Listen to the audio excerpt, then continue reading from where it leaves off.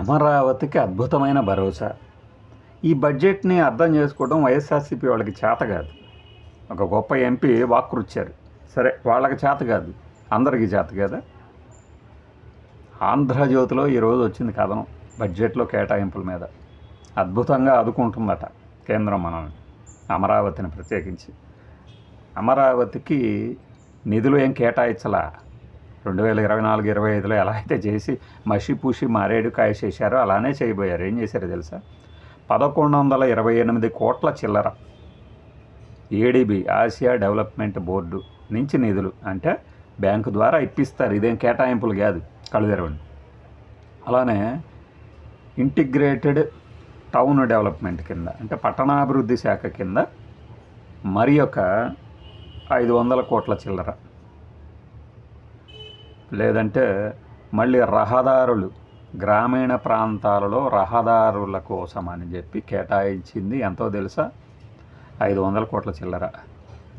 ప్రకృతి వ్యవసాయాన్ని ప్రోత్సహించేందుకు 155 కోట్ల రూపాయలు 155 కోట్ల రూపాయలు కేటాయించారు.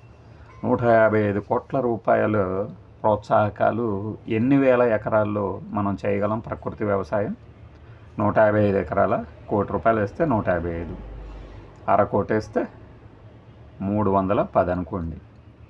25 లక్షలు అయితే డబల్ చేయండి, 620.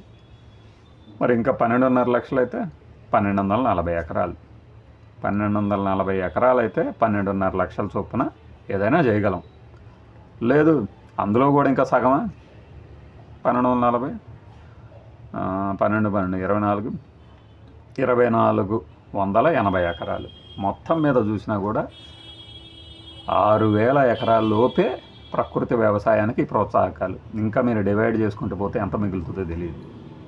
ఇది ఆ ప్రకృతి వ్యవసాయము, దానికి సంబంధించిన అధికారులను ఏర్పాటు చేయటం, వాళ్ళకి జీతభత్యాలు చెల్లించడం, ఆ పండించే రైతులకు ప్రోత్సాహకాలు ఇవ్వటం, ఇంతంతా కలిపి 6000 ఎకరాల వరకు సాధ్యపడుతుంది అనుకుంటున్నా. సరే, మీరు ఉదారంగా ఇచ్చేస్తారా? అంతంత ఇది ప్రభుత్వం అంటారా? 10,000 ఎకరాలు అంతే కదా. అంతకుమించి ఏమైనా జరుగుద్దా?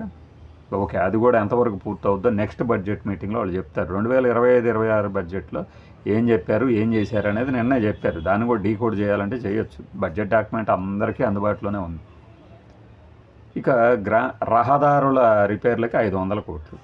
మరి మన మేధావి గారు కొంతమంది ఎప్పుడు అడుగుతూ ఉంటారు మన కింద కామెంట్ల రూపంలో, అది ఆయన పంచాయతీరాజ్ శాఖ, ఆయన శాఖకి నిధులు ఏమైనా కేటాయించారా అని చెప్పేసి.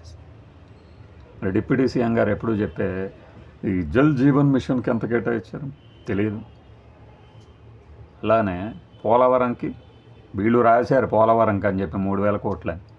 మరి పోలవరంకి ఎన్ని వేల కోట్లు రిలీజ్ చేయాలనేది కరెక్ట్గా బడ్జెట్కి 3 రోజుల ముందు చంద్రబాబు నాయుడు గారు ఒక వినతి పత్రం లాంటి దాంట్లో చెప్పినట్టు గుర్తు. 15,000 కోట్లు ఎంతో, పోనీ 3,000 కోట్లు అన్నారు. ఇలానే మీరు కాకినాడ, పిఠాపురం అటువైపు రైల్వే బడ్జెట్లో మాకు బాగా కేటాయింపులు చేయండి, మమ్మల్ని పట్టించుకోండి అని బడ్జెట్కి 2 రోజుల ముందు పవన్ కళ్యాణ్ గారు ఢిల్లీలో ఉన్నారు. అసలు ఆయన్నే స్టార్ క్యాంపెయినర్గా వాడుకోవటం కోసం అని చెప్పేసి వాళ్ళు పిలిచారని ఎక్కువ మంది చెప్తుంటే, లేదు రాష్ట్ర అభివృద్ధి కోసం, పిఠాపురం ప్రాంత అభివృద్ధి కోసం ఆయన ఇలా అమిత్ షా గారిని కలిశారంట. దానికి ఏమన్నా ప్రతిపాదన ఉన్నాయా? హై స్పీడ్ రైలు కారిడార్లతో ఇది వేరే పత్రికలు చదివా. కర్నూలుకి గంట, హైదరాబాద్ నుంచి అమరావతికి 75 నిమిషాలు. ఏంటి సార్ ఇది? బుల్లెట్ రైలా వచ్చేది? హై స్పీడ్ రైలు కారిడార్, 4 హై స్పీడ్ కారిడార్లని 7 ఏర్పాటు చెయ్యబోతున్నారు. అది ప్రతిపాదన, అది ఇవాళ రేపు వచ్చేది కాదు. భూసేకరణ ఉంటుంది, రైతులకు పరిహారం ఇవ్వాల్సి వస్తుంది, నిర్వాసితులకు పరిహారం ఇవ్వాల్సి వస్తుంది, అలానే అక్కడ టెండర్లు పిలవాల్సి వస్తుంది, డిపిఆర్లు రెడీ కావాలి. ఇవన్నీ అయిన తర్వాత ఆ దశ గురించి మాట్లాడుకోవచ్చు. ఏపీకి అంటే దీర్ఘకాలిక లక్ష్యంతో ఏర్పాటు చేసిన బడ్జెట్, అది మాట వరకు ఓకే. కానీ ఈ కేటాయింపులు ఏంటి? 1128 కోట్ల ఎలా ఖర్చు పెట్టాలా? మేమేముంది, ఏదన్నా మంచి డెవలప్మెంట్ ప్రాజెక్ట్ ఏదన్నా తీసుకున్నామంటే దానికే ఖర్చు అయిపోద్ది. ఇంత తక్కువ? సరే, ఈ తక్కువన మనం ఆహా ఓహో అని చెత్తలు వేసుకుంటూ చేయాలా?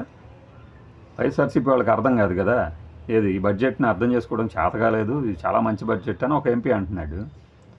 సరే, మరి అమరావతికి చట్టబద్ధత అనే దాని గురించి ప్రస్తావన ఉందా? ఏపీ గురించి 3 సార్లు ప్రస్తావించారు నిర్మలా సీతారామన్ అని, అదే మా భాగ్యం అనుకోమని ఆంధ్రజ్యోతిలో రాసుకొచ్చారు. అమరావతికి చట్టబద్ధత కల్పించే బిల్లు ఏమన్నా పెడుతున్నారా? ఉందా బడ్జెట్ ప్రస్తావనలో? దాంట్లో ఏమి ఉన్నట్లేదు. ఓకే, తర్వాత అయినా పెట్టవచ్చు.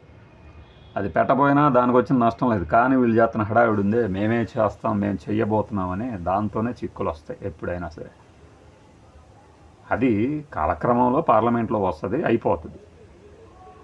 కానీ దాన్ని ఎవరో అడ్డుకోబోతున్నారు, నేను దాన్ని సాధించాననే క్రెడిట్ కోసం ఎక్కువ హడావిడి చేయొద్దు, ప్రచారం చేయొద్దు దాని గురించి. అది ఎటు అయిపోతుంది. మరి పోలవరంకి ఇచ్చేది 3,000 కోట్లు, అమరావతికి 11,500 అయింది. పర్టికులర్గా క్యాపిటల్ వర్క్స్, అమరావతి చుట్టుపక్కల పట్టణ ప్రాంతీకరణకి అన్ని 1,000 కోట్లు, గ్రామీణ ప్రాంతంలో రహదారులకి 350 కోట్లు, లేదంటే 500 కోట్లు, వంతెనల పూర్తి చేయడానికి 500 కోట్లు. ఈ వంతెనల దాంట్లోనే రోడ్లు కూడా ఉన్నాయనుకోండి, కాస్త కోత పడిపోద్ది. యథావేత ఇది మనకి దక్కింది, దీనికి పోయి అద్భుతంగా ఉందని చెప్పాలా? పెండింగుల్లో ఉన్న చాలా ప్రాజెక్టులు ఉన్నాయి, వాటికి ఎప్పుడు ఇస్తారు? రిహాబిలిటేషన్కి 35,000 కోట్లు ఎంతో ఇవ్వాల్సి వస్తే ఇంకా మేము 10,000 కోట్లే ఇవ్వాల్సి వస్తుందని చెప్పి కేంద్ర ప్రభుత్వం నుంచి సమాచారం వచ్చినట్టుంది. పోలవరంకి 41 మీటర్లే హైట్ మొదటి దశ. మరి ఎప్పుడు ఇస్తారు? తెలంగాణకు సంబంధించి టీఆర్ఎస్ వాళ్ళు బీఆర్ఎస్ వాళ్ళు అంటున్నారు, పోరాడి సాధించుకోవాల్సింది 0 దక్కింది కేంద్రానికి, వీళ్ళు 8+8 0 అని. అసలు పోరాడాల్సిన అవసరం ఏంటి? ఇది రాష్ట్రం కదా, రాష్ట్రాల నుంచి ఆదాయం వెళ్ళట్లేదా? పన్నుల్లో వాటా వాళ్ళు ఏమైనా భిక్షం వేసేది? పోరాడి సాధించేది ఏంటి? చచ్చినట్టు ఇవ్వాల్సిందే కదా, ఇవ్వకపోతే పోరాడాలి. రాష్ట్ర ప్రజలకు తెలియాలిగా, ప్రతి రాష్ట్రంలోని ప్రజలకు తెలియాలిగా. మనం ఎన్డీఏకి మద్దతు ఇస్తాం, అది ఎన్నికల సందర్భంలో. మరి బడ్జెట్లో కేటాయింపులు ఫలానా రాష్ట్రానికి ఇచ్చేసి ఈ రాష్ట్రాలకు ఇవ్వకపోతే మన రాష్ట్రాల్లో ఎన్నికలు ఉన్నా కూడా అదే పరిస్థితి, లేకపోయినా అదే పరిస్థితి. ఈ మెట్రో ప్రాజెక్టు గురించి ప్రస్తావన ఎందుకు లేదు? హైదరాబాద్కి 2వ దశ 3వ దశ. అమరావతి మెట్రో గురించి ప్రస్తావన ఎందుకు లేదు? డిపిఆర్లు వెళ్తున్నాయంట కదా, వైజాగ్ మెట్రో. మరి వీటి గురించి మాట్లాడకూడదా? ఇంటర్నేషనల్ రైల్వే స్టేషను, దానికి ఏమైనా కేటాయింపు కనీసం ప్రస్తావన ఉందా? ఆ 55 కిలోమీటర్ల దూరమే కదా, కొద్దిగా పెంచితే. వాటికి ఎందుకని మరి ఏమాత్రం ప్రస్తావన ఉన్నదా లేదా రైల్వే బడ్జెట్లో? ఉంటే అది ఏ దశలో ఉందో లేదో చెప్పారా? గతంలో అయితే చెప్పారుగా, ఏ రైల్వేలు అయినా ఎప్పుడు పూర్తయిందని. బహుశా డీకోడ్ చేస్తే ఏమన్నా వస్తాయేమో. ఇది బడ్జెట్ కనం అంటే. దీన్ని మనం పొగడాల్సిందే, పొగిడేద్దాం. మనం తెచ్చుకున్న ప్రభుత్వాలు ఉన్నాయి కదా అక్కడ ఇక్కడ.